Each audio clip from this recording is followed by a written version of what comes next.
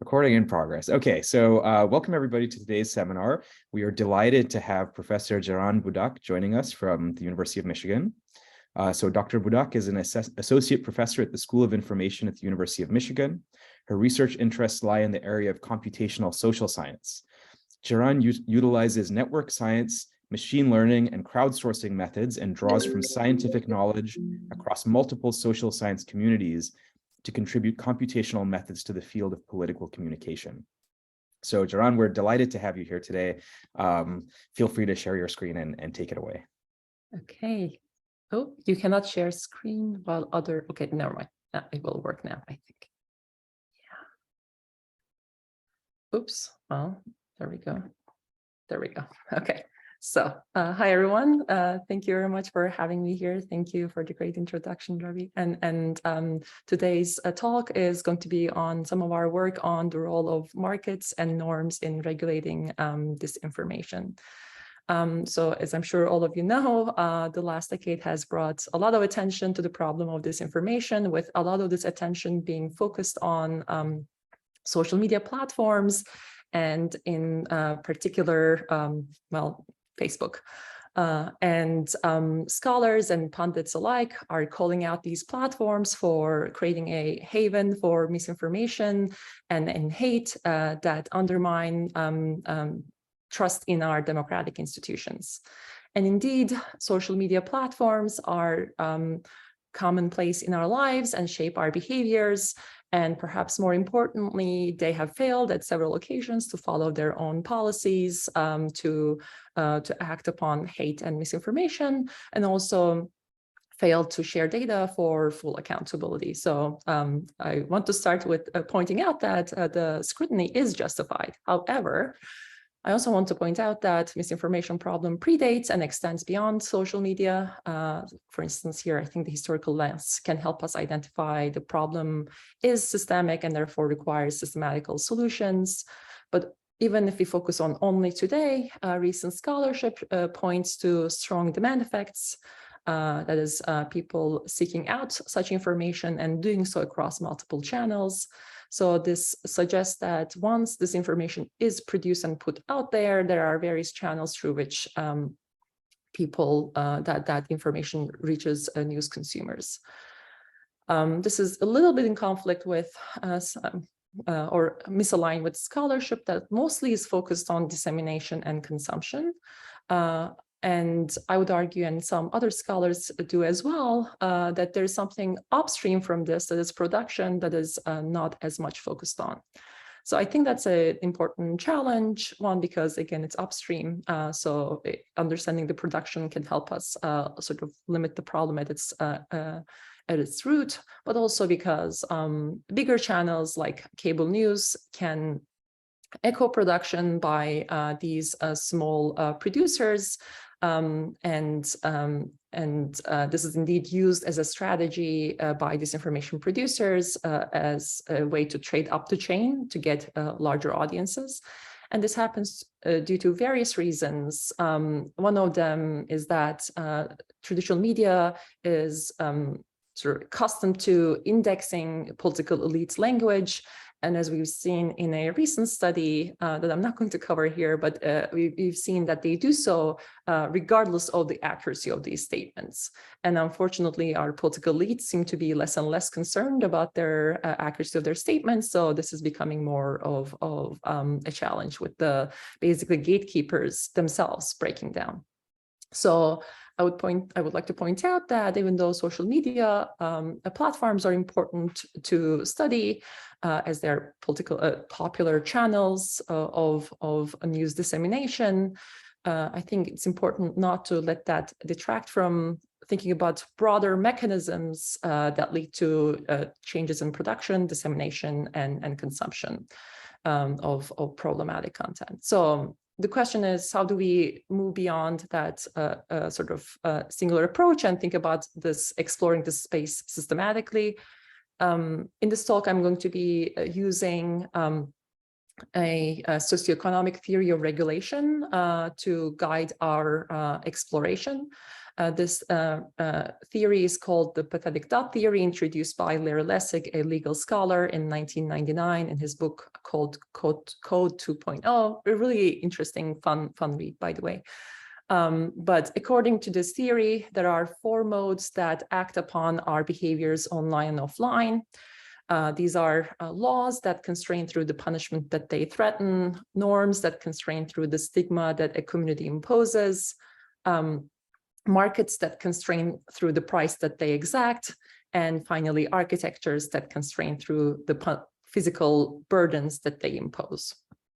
So, according to Lessig, these modes act upon behaviors, both online and offline. So that means that we can apply it to disinformation. So let's do that and think about some examples.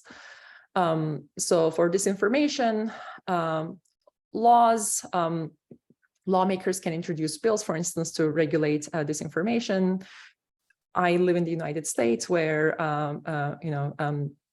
First Amendment is highly valued, and therefore regulating speech through laws is not as common. But there are some suggestions along this line as well. Norms, an example could be community leaders can take action on low quality content and the people that produce that.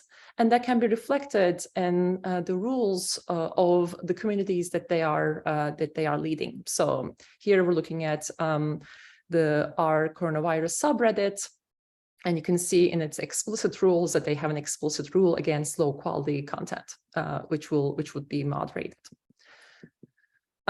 Architectures in the online space, this is the code of the systems, the platforms that we engage with. So platforms can change their code to make changes to their UIs or their algorithms to make it easier to detect false information or harder to disseminate it. Example here, more timely than it should be, is an example from 2020 when Twitter was flagging misinformation even when it was coming from the president of the United States at the time. And this is, again, timely not only because of Trump, but also because of changes in Twitter, perhaps. And finally, markets, consumers, advertisers, or ad firms can make it less profitable to produce false information. And here there are, again, various examples. One example I will give is the Sleeping Giants collective action. This was an online activism effort where people would go to Breitbart, take a screenshot of the content with an ad next to it, and they would tweet it at the brand, basically telling them, do you really want your brand to be associated with Breitbart? And this had a significant impact, with a lot of advertisers dropping Breitbart at the end. So what we're going to be doing in this talk is that we're going to be focusing on 2 of these modes or regulators.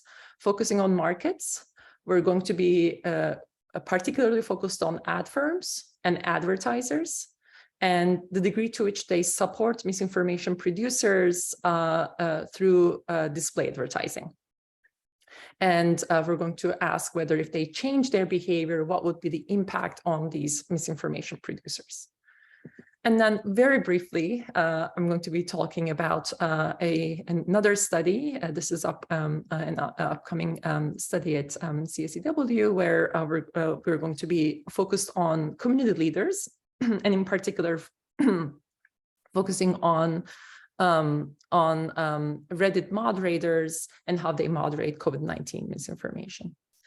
So before I get into the studies themselves, I was asked to sort of elaborate a little bit on the methods that I use in my research, which I'm happy to do. I think that tackling misinformation necessitates a multidisciplinary approach.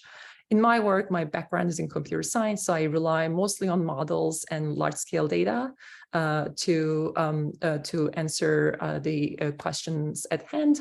But more and more, I've been seeing, if I want to have studies with real-world impact, I'm been sort of more geared towards building tools to help people tackle misinformation.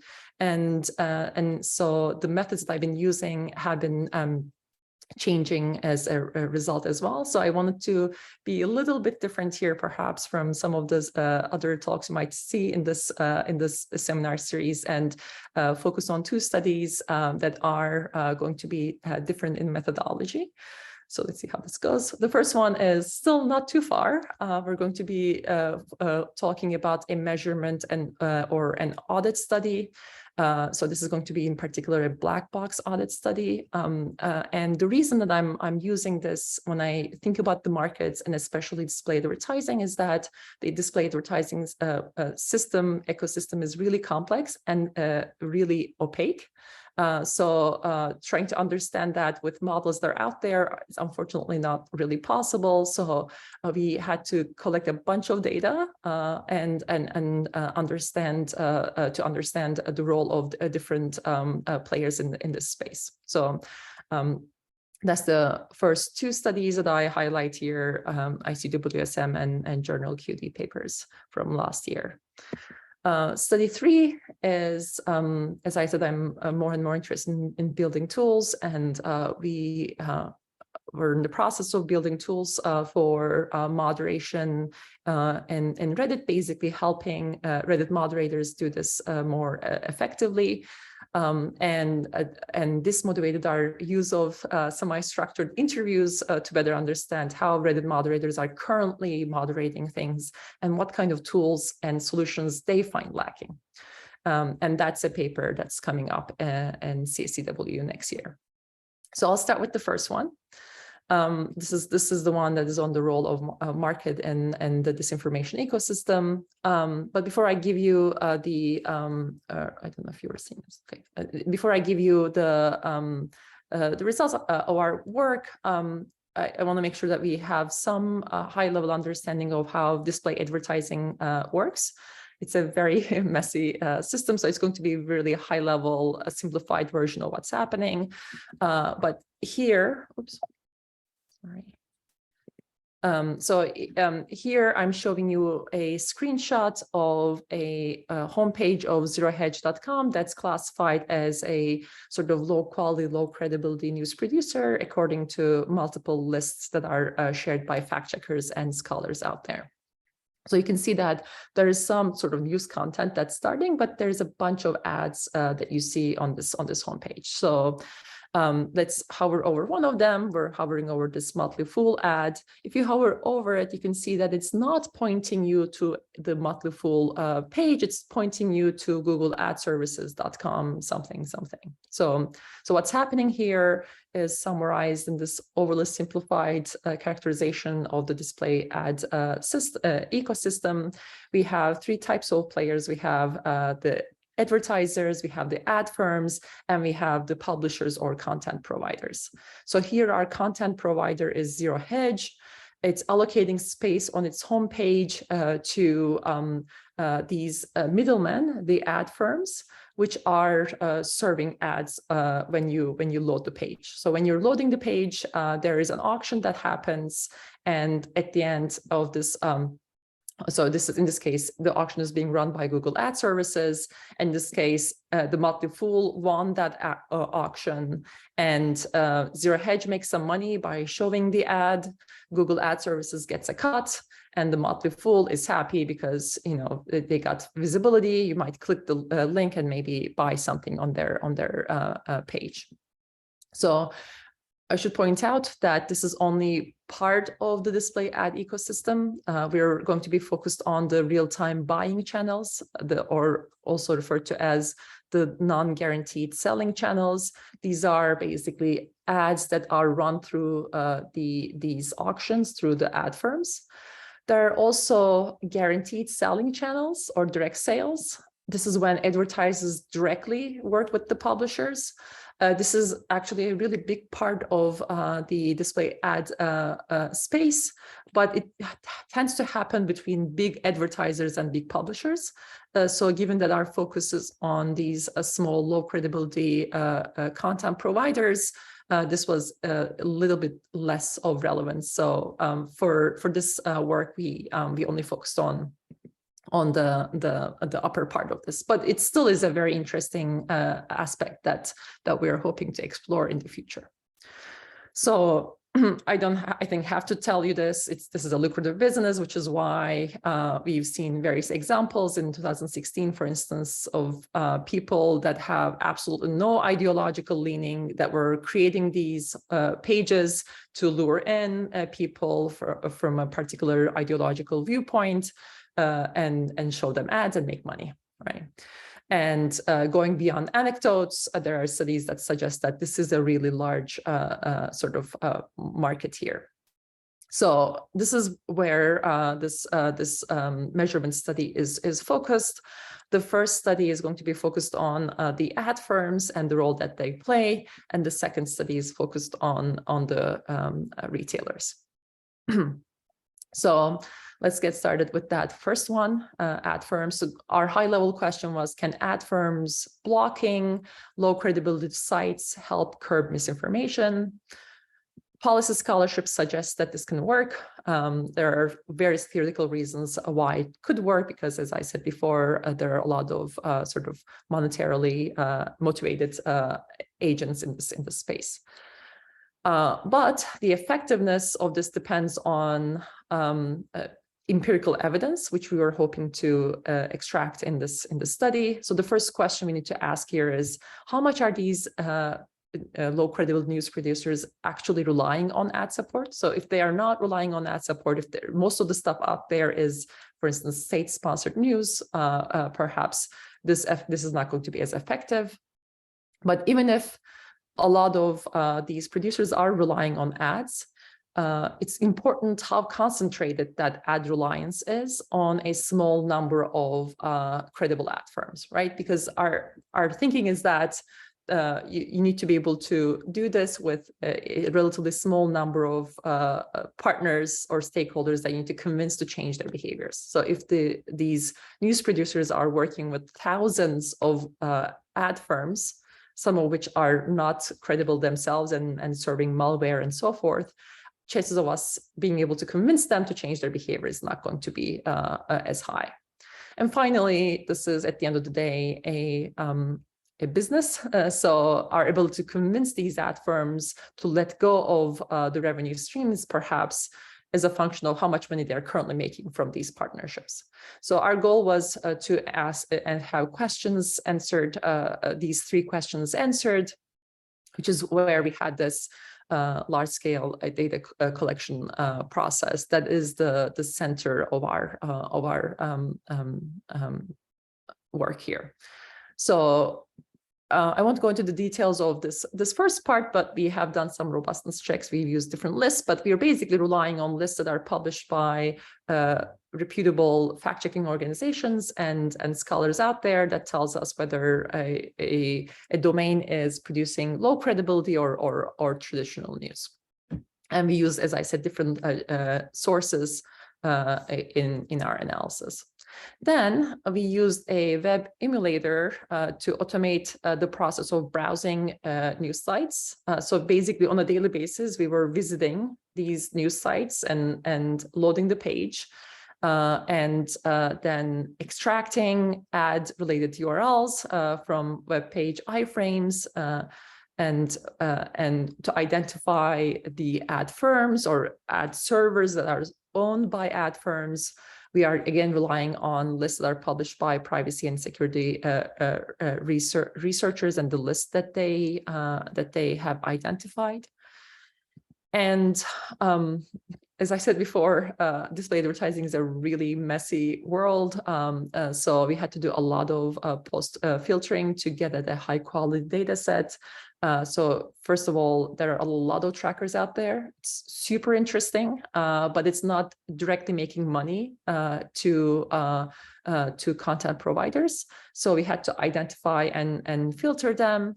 We also, as I said, when I was speaking about the second question in our research questions, we want to identify ad firms that they themselves are credible. because there are a lot of bad ad servers out there that are just serving you malware and viruses and so forth. And we just do not think that they are going to be amenable to our normative statements of keeping our information environments free of misinformation. So using this system, we have collected 1.3 million ads served by roughly 600 ad servers in a 12-week period. That gave us this connection between ad servers and a bunch of 3 categories of misinformation producers, or 2 categories of misinformation producers and traditional news. And the reason for that is that as we talk to stakeholders in the space, some of them are really cautious about taking action on any kind of low quality news out there, and really feel more comfortable in taking action against really outrageously bad stuff out there. So we performed analysis for these 2 categories. So speaking to the first question, to what extent are traditional and low credibility news producers supported by ads? We found that ad reliance was really high. So 74% of news producers are display ad supported. This number is actually aligned with paper that we wrote back in the day when I was at actually Microsoft Research, when we had access to that really nice sort of browsing toolbar data.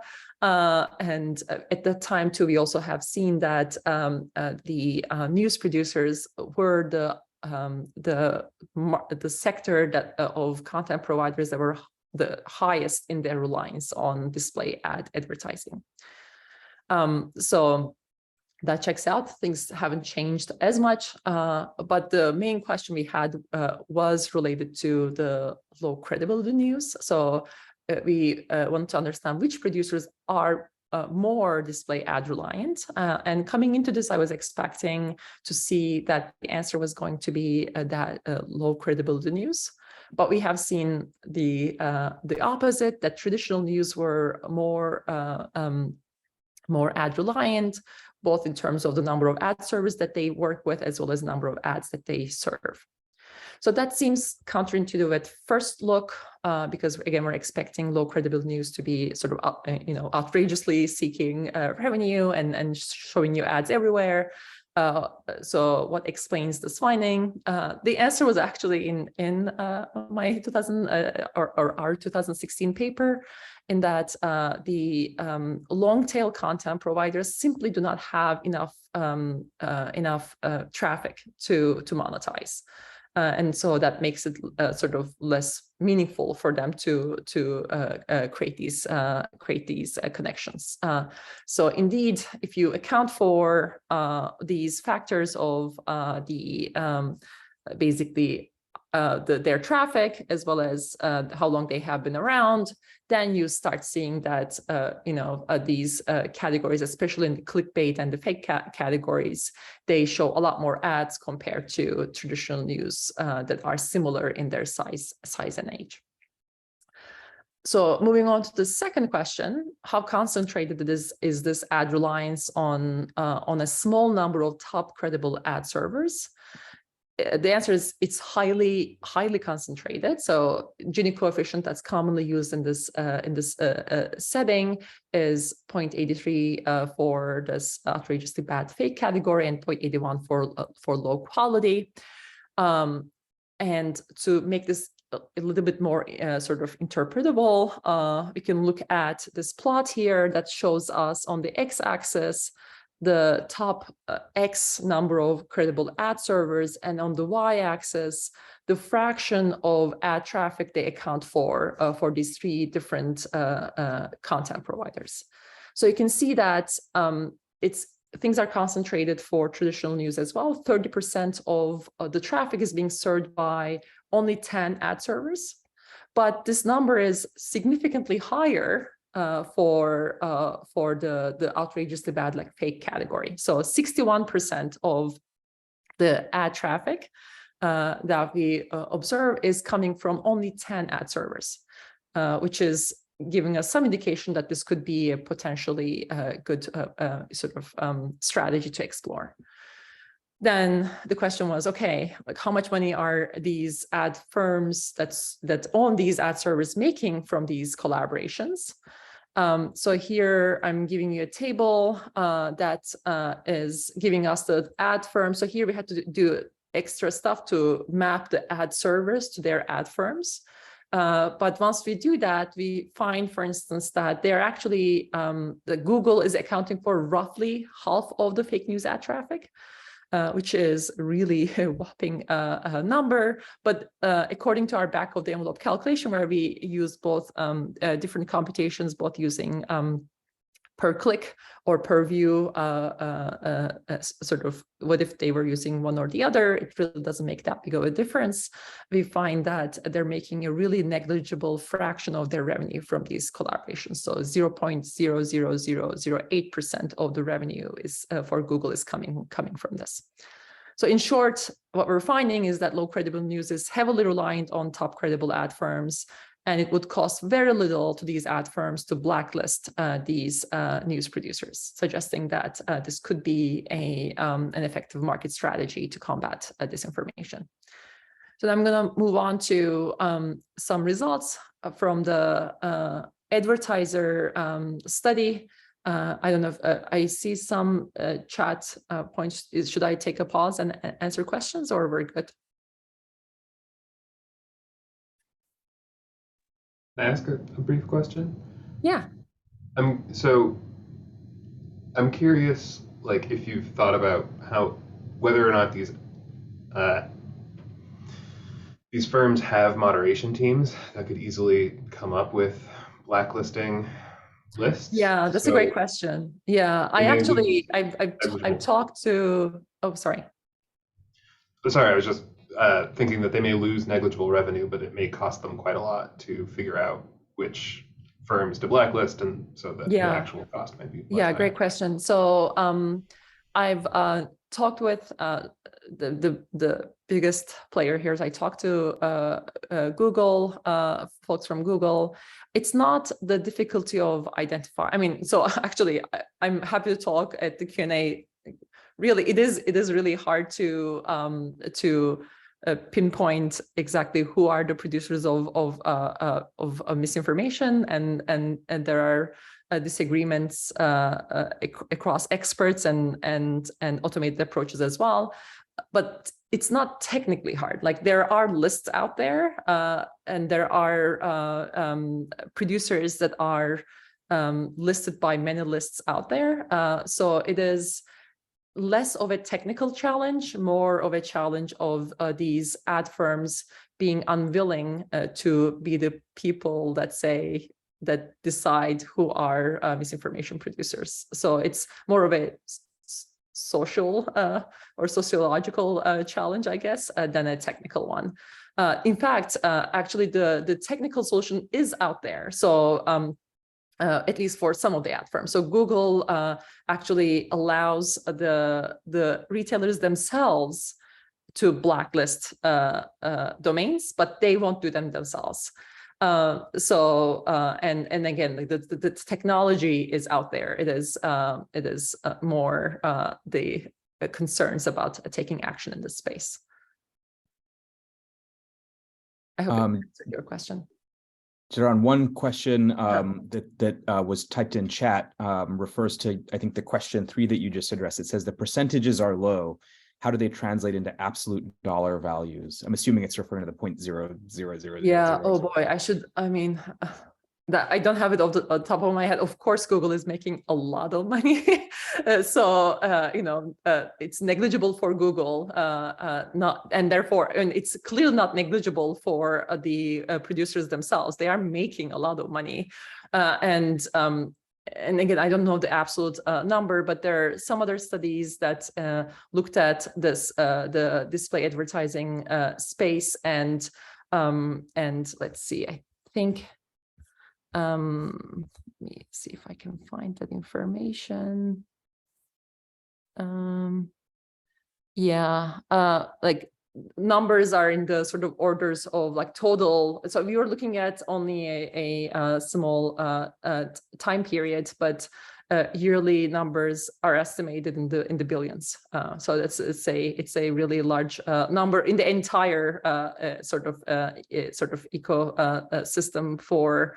But yeah, I'm sorry, I don't know the absolute. It would be very easy for me to do that multiplication, but I don't have it off the top of my head. Certainly big enough for the producers. Yeah. Okay. Any other questions? Okay. So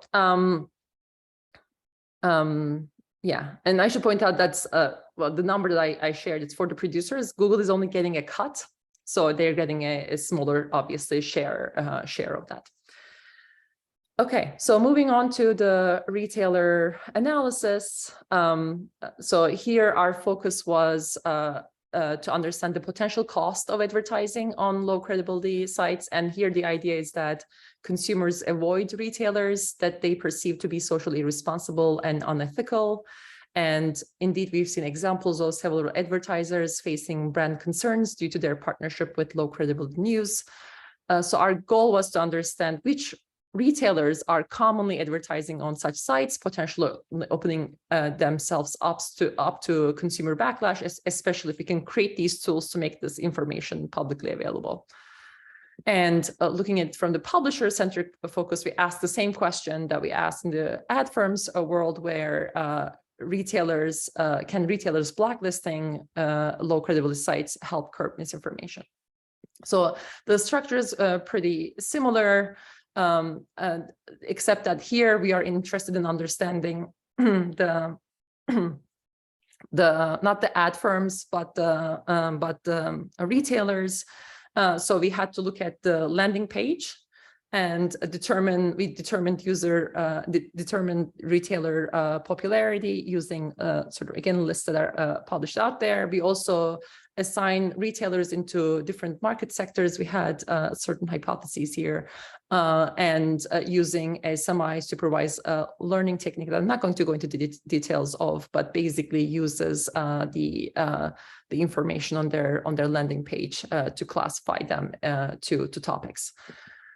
This was running for a longer period of time. This is the second study published. So we had more data. We had 3.6 million ads served by 63,000 retailers over a 9-month period.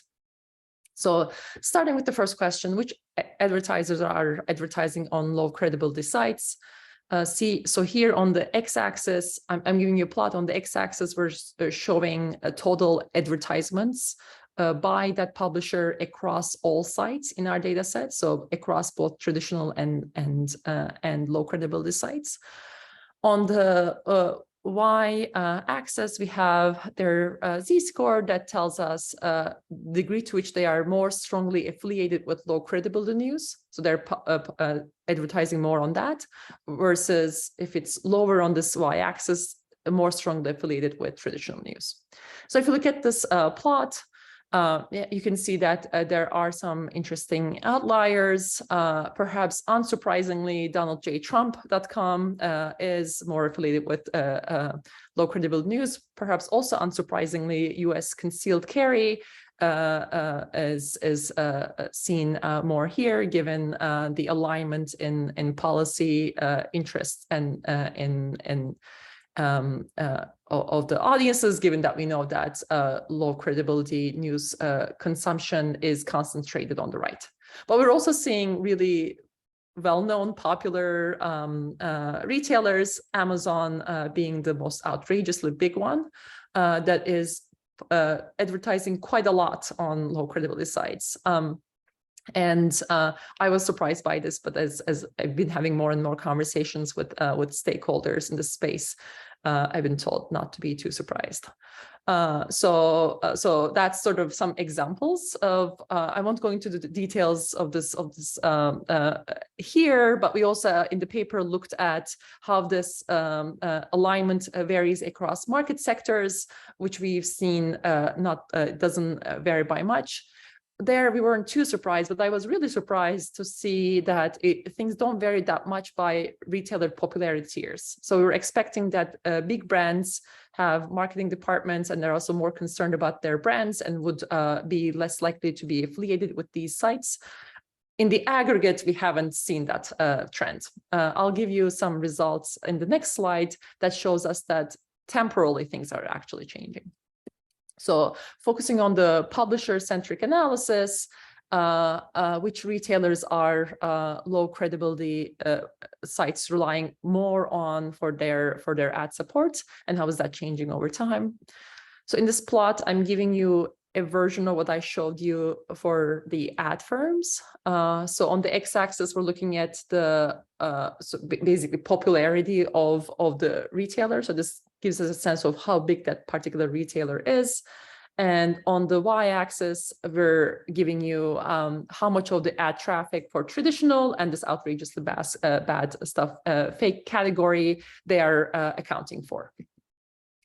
So let's look at the 1 million line. So retailers with 1 million, so this is like across all domains. That's, we had to rely on an information like that because we don't really have in our data just the degree to which people are visiting these retailers themselves, because we are creating these sessions ourselves. So we rely on this list, focus on retailers with less than 1 million ranks. So they're in the top 1 million domains.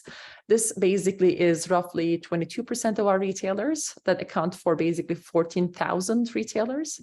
They collectively account for roughly 50% of our of the fake news traffic. Just compare that to our ad firms analysis, where only top 10 ad servers were getting us to that number, right? So you just simply need a lot larger number of stakeholders to buy into this project when you are trying to do it through the retailers as opposed to the ad firms. But looking at changes over time, so we're looking at this weighted ad traffic over time, to what degree they are coming from these different buckets of advertisers. Focusing on this red line, which is the top advertisers, you can see that there is a significant decline over time. So it is suggesting to us that the ad reliance on most popular retailers are decreasing over time, and the misinformation sites more and more need to go to these lower quality retailers and lower quality ads, which hopefully will change, make their sites look even shadier. So there are all kinds of sort of secondary effects here. But we are seeing that the market is perhaps adjusting. So in sum, we're finding that low credibility news are heavily ad reliant. Ad firms, and to a lesser degree, advertisers blacklisting such producers holds promise. And we observe meaningful changes over time, suggesting that the market is adjusting.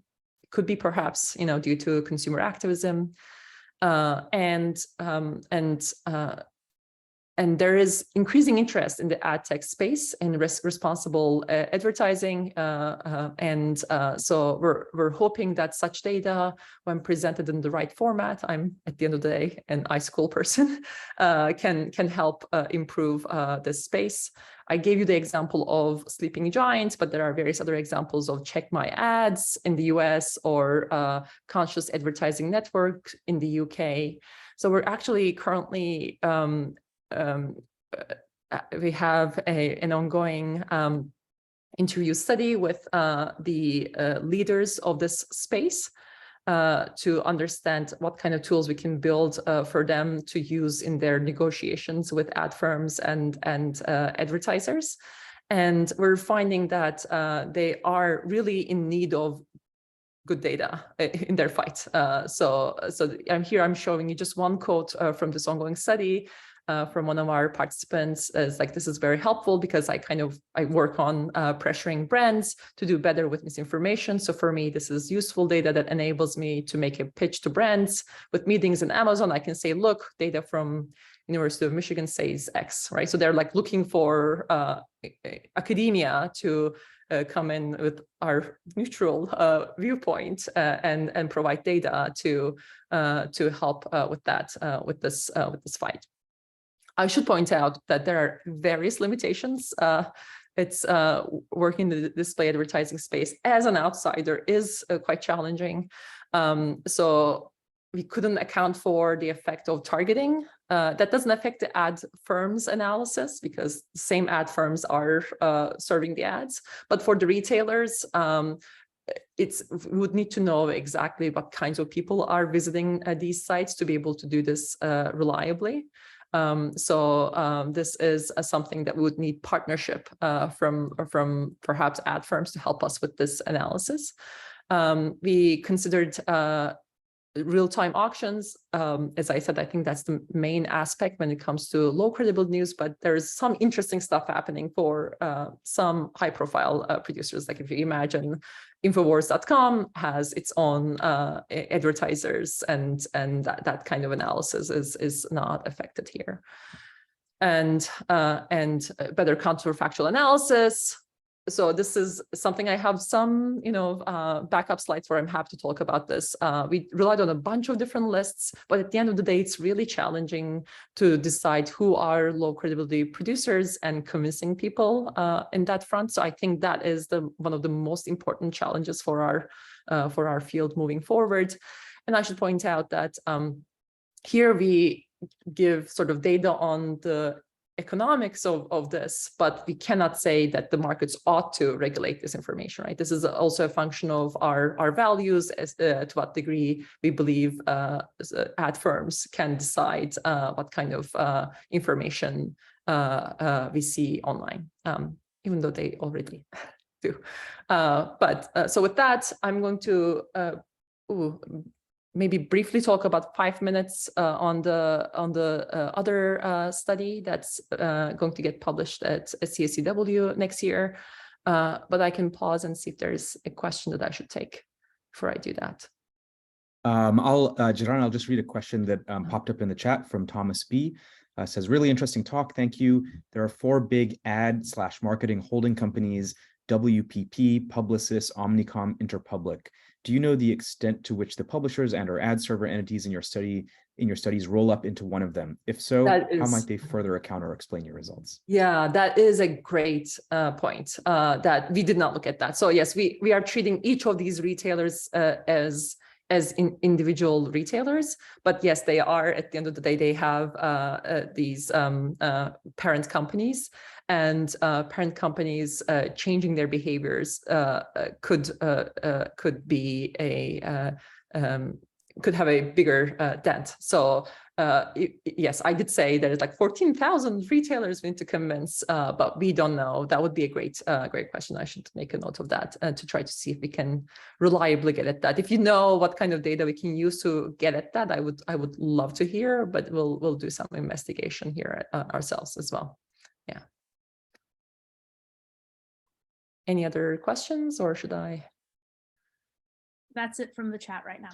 Okay, awesome. All right, so third study, this is going to be really brief on this one. So this is again motivated by one of the first things that I said in maybe slide 2. A lot of the scholarly focus or popular articles have been on moderation by the platforms, but in reality, platforms are heavily reliant or dependent on community moderators themselves to regulate misinformation, right? So here I'm giving you 2 examples from Facebook and Reddit that have really lively and active communities as part of them. The challenge is that these communities vary in sizes, their norms, and their user bases.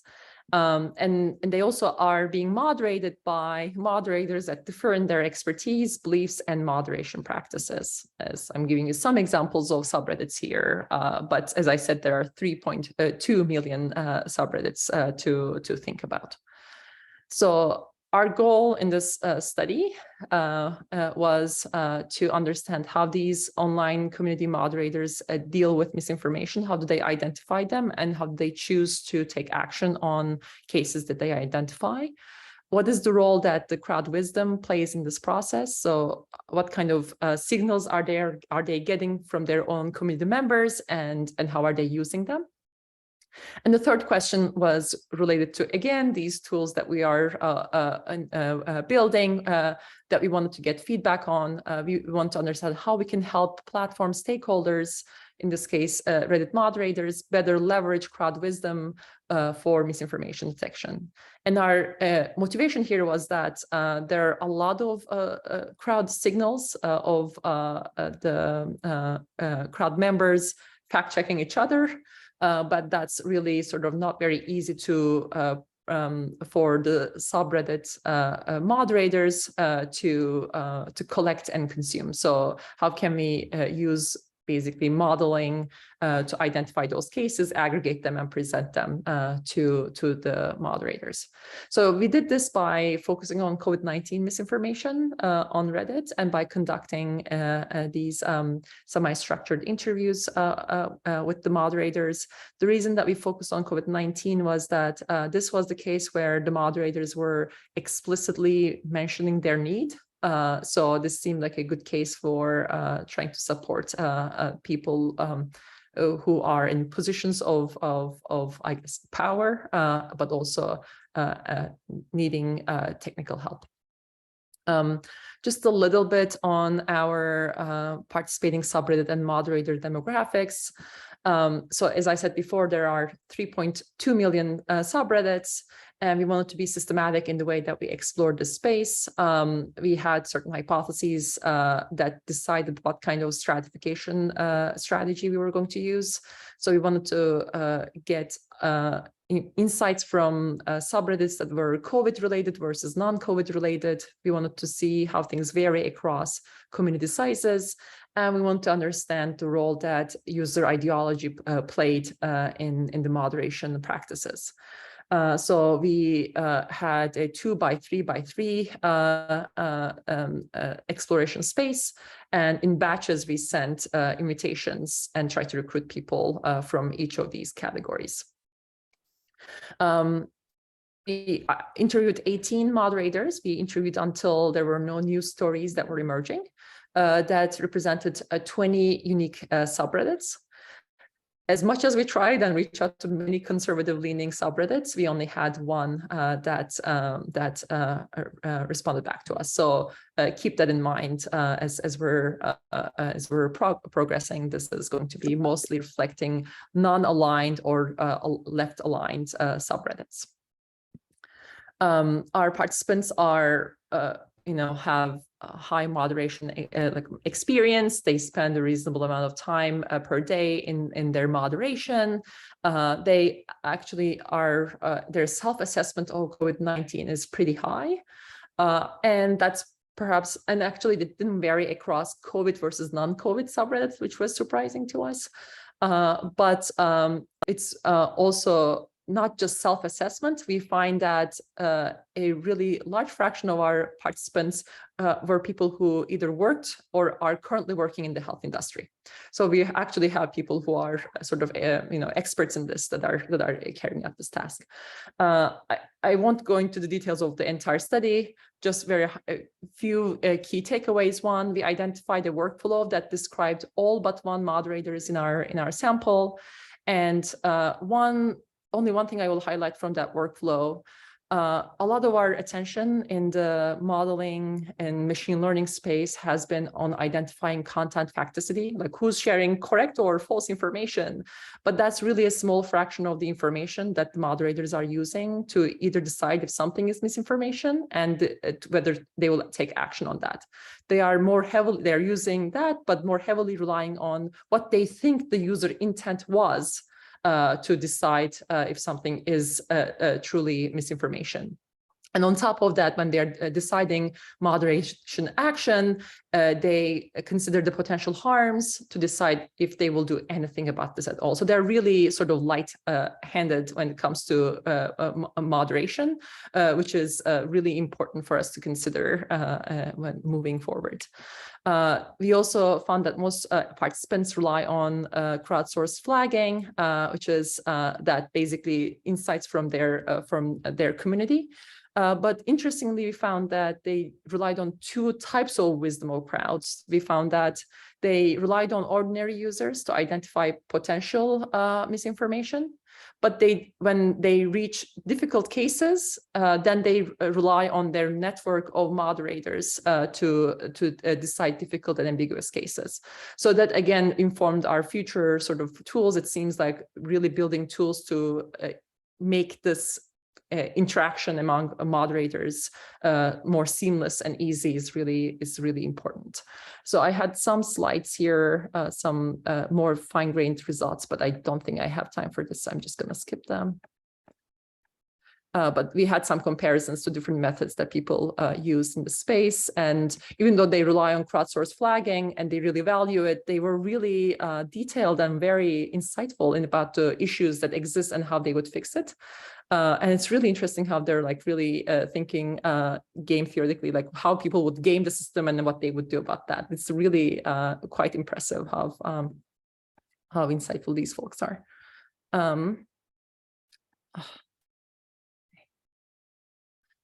So one other, well, two other points I want to highlight. One of them is the degree to which they currently use or they want to use expert labels. So these are third-party fact checker or healthcare sort of expert information versus insights from their crowds.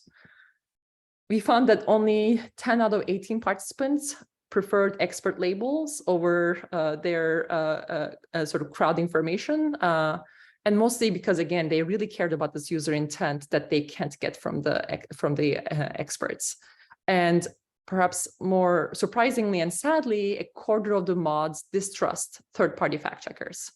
And remember that we only have one conservative leaning subreddit. So this is not explained by this. So this is a really big challenge for our field moving forward to make fact checkers, like what is it that makes people distrust them and how can we increase trust in these? And we had sort of looked at basically how this workflow works for different moderators and under what circumstances. And unfortunately, there is just one size does not fit all. I'm happy to talk in more detail, but moderator experience, community size, community norms play a significant role in this moderation practice. So with that, I looked at these two regulators. In my work, I'm looking at architectures, markets, and norms, but hopefully can look at all four and interactions between them to try to understand how to perform, how to better understand the system and make it better. And finally, and most importantly, all the credit for all the good stuff in the papers goes to the great students I work with. All the bad stuff is because of me. And here are the papers, here are their lovely faces, and thank you. Thank you so much. This was a super interesting talk. Thank you. I will clap on behalf of everyone. We have 4 or 5 minutes for questions, so feel free to throw one in the chat or unmute yourself if there's something you'd like to ask. Ask a quick question which reveals my lack of knowledge about advertising. If people are using ad blockers, does that affect anything sort of upstream? So if we're worried about revenue or costs or how much sites are earning, does that matter, or is that effectively just putting post-it notes on the screen so that all great the service question. So happens?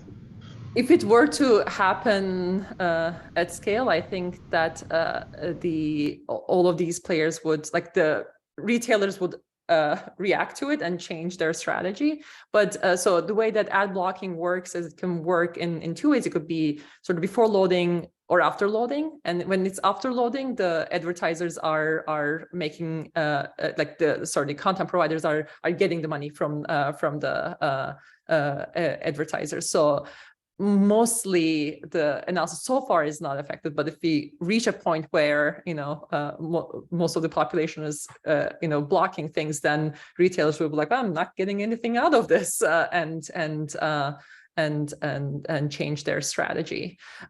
We do have, speaking of that, we the tools that we are building, we're trying to think how can we have ad blockers that take into account the quality of the like basically the retailers, and there are certain retailers we might want to punish because they're working with bad content providers, and you might want to block them across all of the sites that you're seeing. So we're trying to incorporate some of that to some of the strategies, but we don't know how consumers, so we're trying to understand right now how the consumers would sort of react to such tools. Great question. Thank you. So I have a question that's not related to what you presented. You didn't talk about Twitter, and I'm wondering if you have any reaction to the threat or the potential of the chaos in Twitter right now. Yeah, I mean, okay, I will say honestly, the biggest threat is to research.